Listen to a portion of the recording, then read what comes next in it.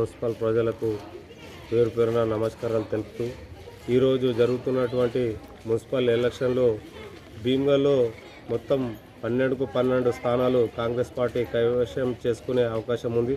ఎందుకంటే చూస్తున్నారు, ప్రజలు కూడా గమనిస్తున్నారు, ఏది అధికారంలో ఉందో ఆ పార్టీతోటే పనులైతాయి అనేది. ప్రజలు కూడా ఏంటంటే ప్రజలు కూడా ఫుల్ కాన్ఫిడెన్స్గా ఉన్నారు. ఎందుకనంటే అధికారం ఉన్న పార్టీకి ఓటేస్తే అభివృద్ధి అనేది జరుగుతుందని అనుకుంటారు. కాబట్టి మొత్తం 12కు 12 వార్డులో కాంగ్రెస్ పార్టీకి పట్టం కడుతున్నారు.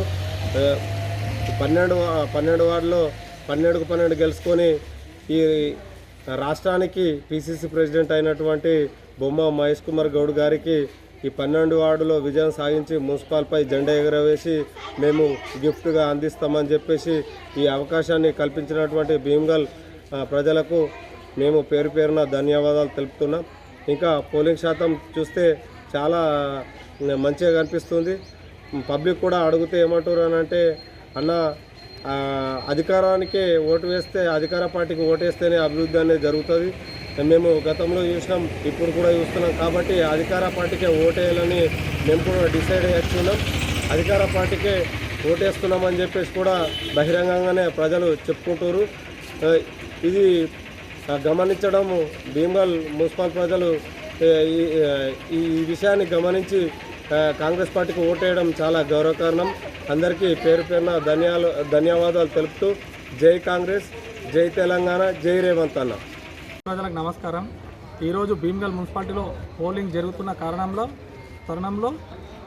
9వ వార్డులో ఈరోజు మొత్తం బీహార్ గ్యాంగు మరియు ఇతర మెట్పల్లి నుంచి, జగిత్యాల నుంచి దొంగ ఓట్లు వెట్టించి దీనికి పూర్తిగా సహకరిస్తున్న మా మున్సిపల్ కమిషనర్ గతంలో కూడా మేము కంప్లైంట్ చేసినాం.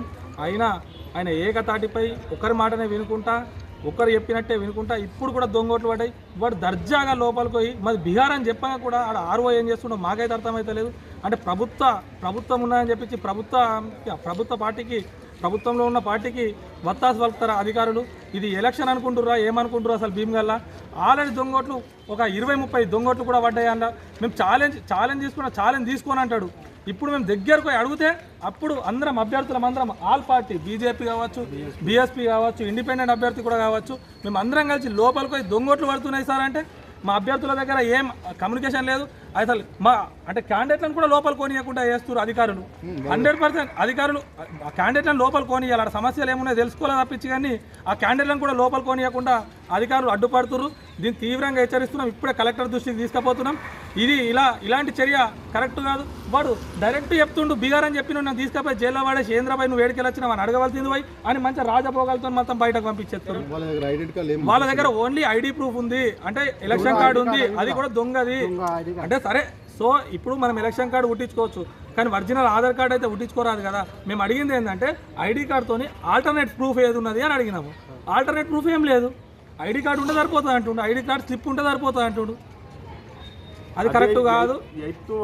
ఆధార్ కార్డు సహా చెక్ చేసిన తర్వాత నోట్ అయ్యనిస్తారు. మరి ఈడెందుకు ఆధార్ కార్డు చెక్ చేయాలి? ఇప్పుడు దీనిపైన మీరు ఎవరికి కలెక్టర్ తక్షణమే మేము మున్సిపల్ కమిషనర్ దగ్గరికి పోతున్నాము, తర్వాత ఎంఆర్ఓ దృష్టికి, తర్వాత కలెక్టర్ దృష్టికి కూడా తీసుకుపోతున్నాం. ఇలాంటి చర్యలు కరెక్ట్ కాదు.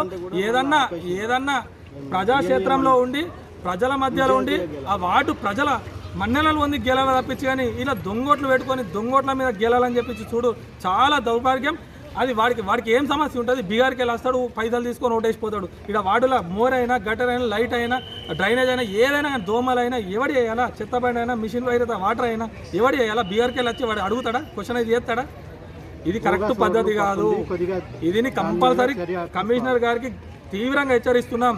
మీరు ఒక్కరికే వత్తాసు పలుకుతున్నారు భీమ్గల్లా. నీ పైన మేము కొత్త పాలకవర్గం రాబోతుంది.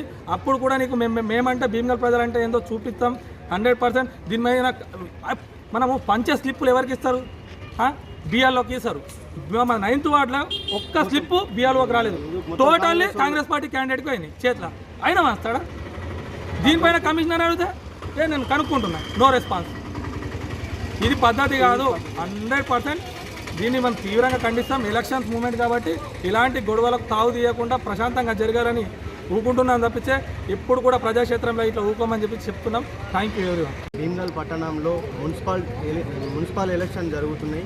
అందులో భాగంగా వీళ్ళు దొడ్డిదారిన గెలవాలనే పక్షంలో వీళ్ళు కొన్ని ఆధార్ కార్డులు మార్ఫింగ్ చేసిన ఆధార్ కార్డులతో వీళ్ళు ఎలక్షన్ కార్డులు ఇక్కడ భీమ్గల్ 9th వార్డులో సృష్టించడం జరిగింది.